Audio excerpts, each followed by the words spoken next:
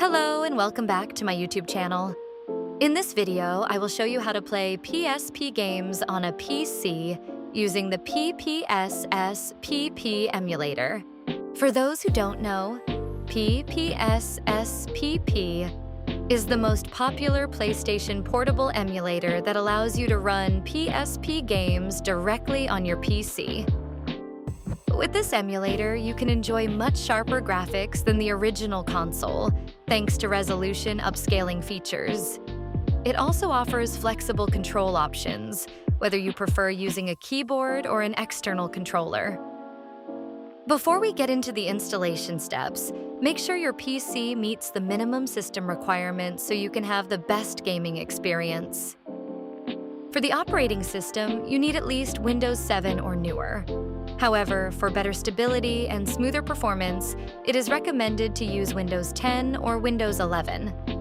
Next, for the processor, PPSSPP requires at least a dual-core CPU with 1.5 GHz or higher. But if you want better performance, especially for heavier games, it is recommended to use a processor with 1.8 to 2.0 GHz or higher. For graphics, your PC should support OpenGL 2.0 or GLES 2.0. If your system supports OpenGL 3.0 or Vulkan, that's even better, as it can improve performance and reduce lag during gameplay. Lastly, for RAM, the minimum requirement is 2 GB. But for a smoother and more stable experience, it is highly recommended to have 4 GB of RAM or more. For more detailed information, you can check the table on the screen. If your PC already meets the minimum system requirements, we can now continue to the tutorial. First, we need to download the emulator. Open your browser, then type ppsSPP.org in the search bar. On this page, select the download option. Next, you will be taken to the download page. Here, under the Windows section, choose the portable zip file option and wait for the download process to complete.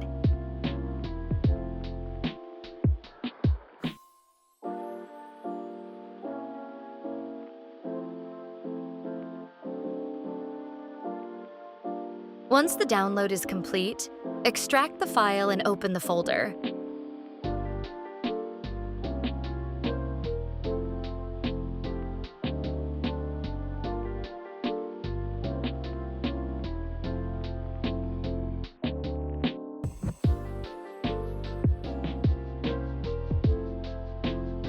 Find the file named ppsspwindows.exe.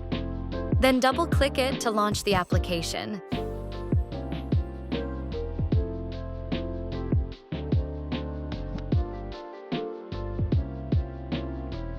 This is the main interface of the PSP emulator.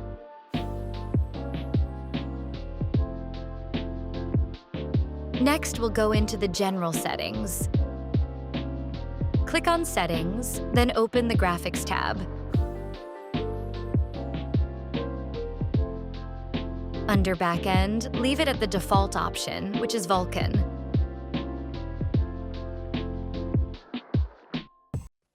For rendering resolution, if your PC is above the minimum requirements, you can increase it based on your system's performance. Make sure VSync is enabled.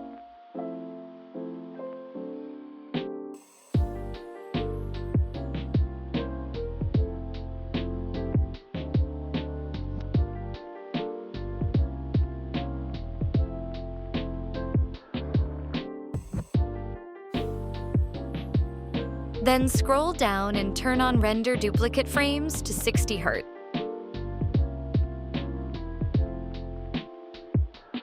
Scroll down again.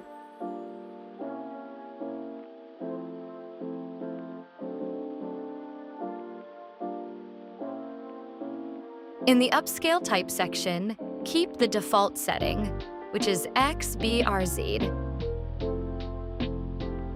For upscale level, you can increase it if your PC is powerful enough.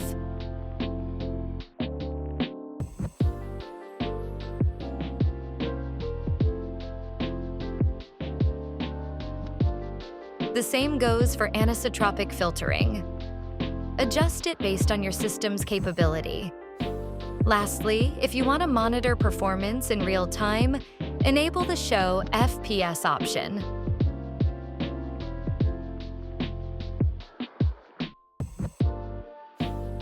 Next, go to the Controller tab. Specifically, the Controller Mapping section.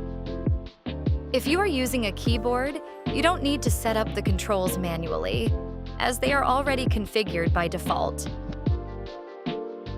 However, if you want to use an external controller, such as an Xbox or PlayStation controller, make sure it is connected to your PC first. Once it's connected, select the Auto Configure option. A pop-up will appear showing your controller's name. Simply click on it to activate the controller. After that, click the back button. For the other tabs like Audio, Networking, Tools, System, and Search, you can leave them at their default settings. Finally, click the back button once again. Next, we will add games to the emulator. In my case, I have a few games in two different formats, ISO and CHD. The difference is that ISO is a standard format that contains the full data from the original disk, but it usually has a larger file size. On the other hand, CHD is a compressed format, so the file size is much smaller and more storage-friendly, without reducing the game quality. Besides these two formats, there are also other formats such as CSO, PBP, and more. To run games on this emulator, there are two methods you can use. The first method is for opening a single game. Click on the File menu, select Load, then find your game file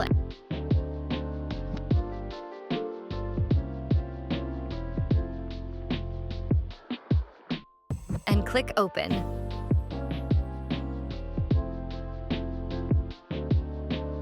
The game will start automatically.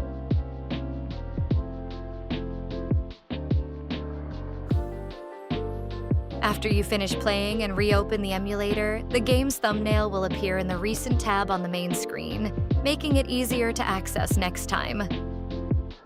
The second method is more practical if you have a large game collection. Click on the Games option, then select Browse. Find and choose the folder where you store all your game files. Then click Select Folder. All game thumbnails inside that folder will automatically appear in your emulator's library.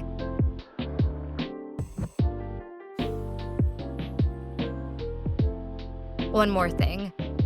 Besides using universal settings, you can also apply individual settings for specific games. For example, in God of War, if you experience lag or frame drops while playing, simply left-click and hold on the game's thumbnail. A menu like this will appear. From here, click Create Game Config, then select Game Settings.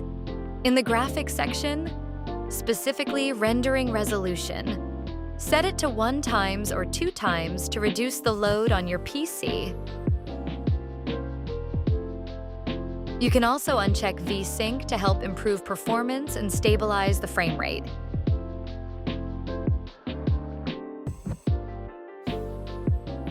Next, scroll down.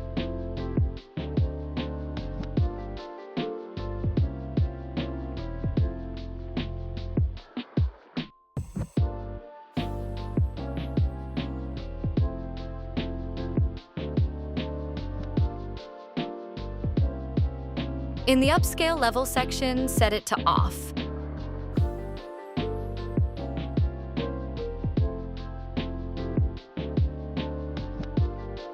And for anisotropic filtering, you can also set it to Off for better performance. Another important tip. If your game crashes like shown on the screen,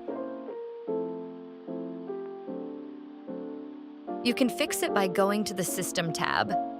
Scroll down and find the Fast Memory option.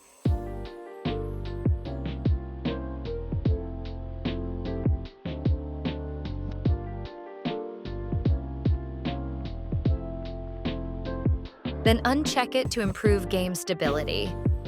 After that, click the back button.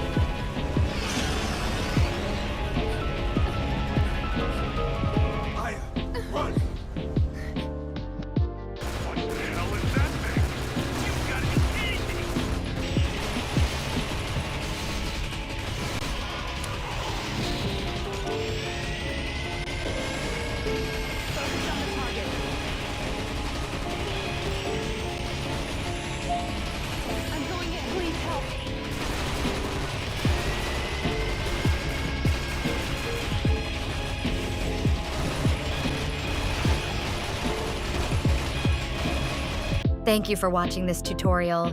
Don't forget to like, comment, share, and subscribe. See you in the next tutorial video.